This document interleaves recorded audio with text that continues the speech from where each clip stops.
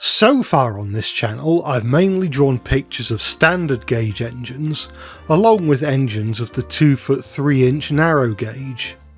However, one railway gauge I haven't yet looked at properly is 15 inches, also known as minimum gauge. Sodor's minimum gauge railway is known as the Arlesdale Railway and can be found at the end of Duck's branch line.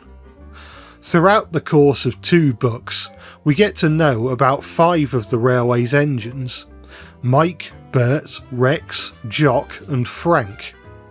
However, various supplementary material confirms that there are more engines on the line that are absent from the stories. You know the drill by now. If there are engines on Sodor that don't appear in the books, then I draw illustrations of them. Let's begin.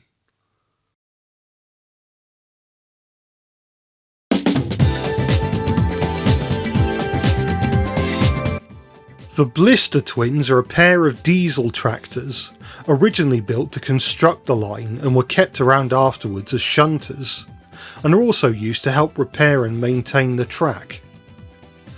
We know that the 2 engines are painted in a black livery with yellow hazard stripes on either end.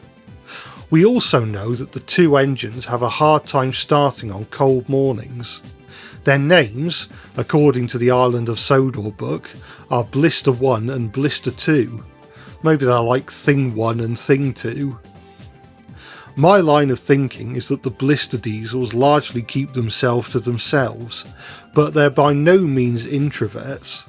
They will greet and occasionally have conversations with the other engines where and when they see them, although due to usually being confined to the yard, usually an opportunity to have conversations with the steam engines will only arise at night when they're in the engine shed together. Even then, with the number of engines that live in the shed, it can often be difficult to get a word in, so a lot of the time they will just converse with each other. Blister 1 enjoys a quiet life and is generally quite content with arranging trains in the yard, but Blister 2 is a little more adventurous. She enjoys travelling up the line to repair a bad bit of track, maybe a little too much. One time she deliberately did a poor job repairing the track so that she'd have to be called back the following day. Needless to say, Blister 2 got a severe telling off from the small controller.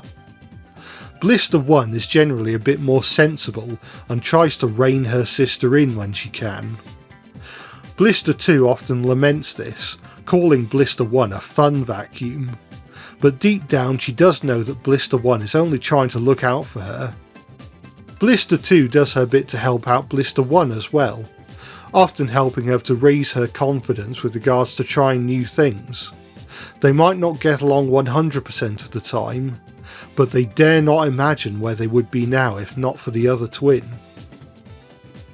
Incidentally, you may have noticed in the video on Aubrey and Rika, and once again here, that I've employed a new colouring technique when drawing in the styles of Gunvor and Peter Edwards as well as Edgar Hodges, where I block out the outlines of the engines in white and then add colour on top.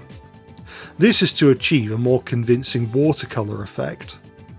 I've also added a bit of colour jitter to help the drawings look a bit less flat than before.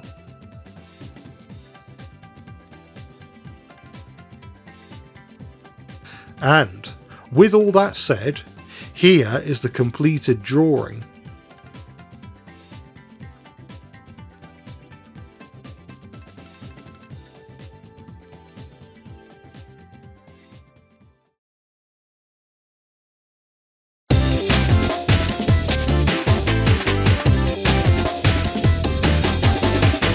Here's another engine mentioned in the Island of Sodor, its people, history and railways. Sigrid was built in the late 1960s, shortly after Small Railway Engines was published, and so doesn't appear in the book. She doesn't appear in Jock the New Engine either. In complete fairness, there is perhaps a good reason for her absence. She generally only has one main job, which is to take the service train first thing in the morning. This starts at Arlesdale and brings employees of the railway to Arlesborough station so they can get to work. At the end of the day, she brings the employees back home again, but during the day she mainly stays at Arlesdale unless one of the steam engines breaks down, in which case she goes to cover for them. Like the Blister twins, we know what livery Sigrid wears, a two-tone blue livery. Sigrid is based on the Ravenglass and Arlesdale Railway Sheila of Arlesdale. Sheila sometimes has a yellow panel on its front, and at first I coloured Sigrid's front the same way, but after consulting the law once again I discovered that this was not accurate, so I went and revised it. Sigrid of Arlesdale is named after a famous heroine in Sudrian legend, whose leadership secured the defeat of the Norman conquest in the late 11th century. A lot of the time when an engine is named after a famous historical or otherwise prestigious figure, it will make them conceited. I could write Sigrid this way, but on the other hand I could approach this from another angle. Perhaps being named after such a beloved and heroic figure has put pressure on Sigrid to be perfect and not make mistakes. She's used to pulling the service train, but is terrified at the prospect of covering for a broken down steam engine. As she spends most of the day in Arlesdale yards, it's possible that she is able to talk to the Blister twins about her problems. Blister 1 relates to wanting to stick to a rigid daily routine, but Blister 2 gives Sigrid words of encouragement. Perhaps telling her that Sigrid's namesake probably experienced feelings of fear and doubt as well, but pushed on regardless. This talk helps Sigrid the engine to overcome her inner turmoil, and when Mike breaks down at Arlesdale station later that day, Sigrid is happy to help out.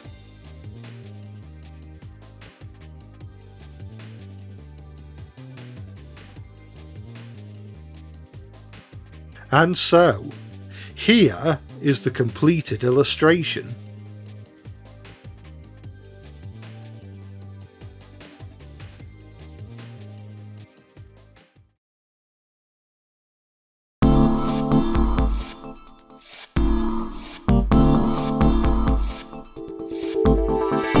Here is perhaps the most obscure of the Arlesdale Railway engines.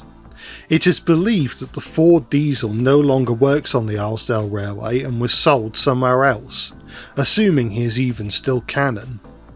Unlike Sigrid and the Blister twins, the Ford diesel was not mentioned in the Island of Sodor, Its People, History and Railways, but rather in the 1972 lecture Narrow Gauge Rails in Sodor, alongside an early version of what would eventually become Frank.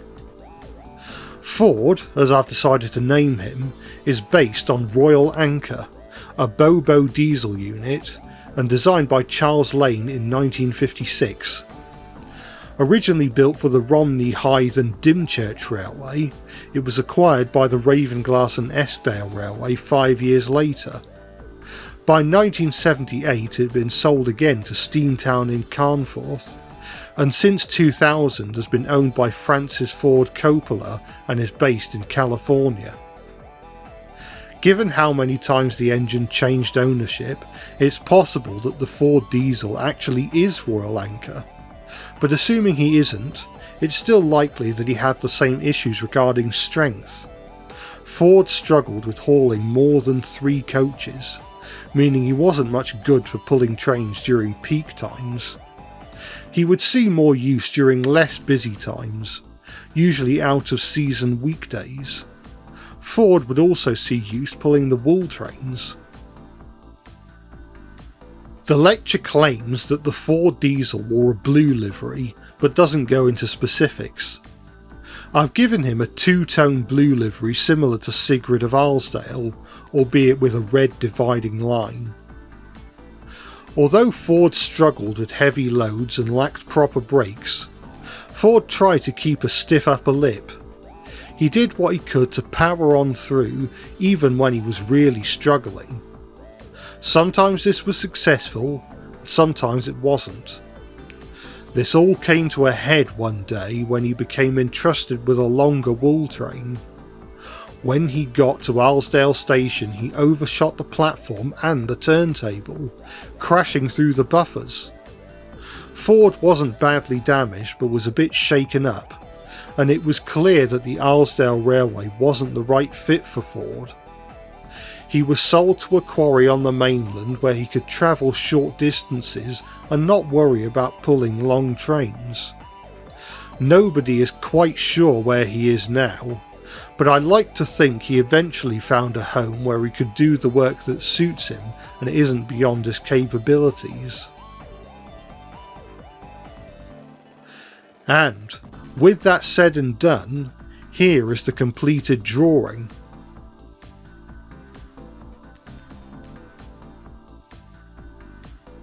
And there we are, the mystery engines of the Arlesdale Railway given a new lease of life in the form of new illustrations.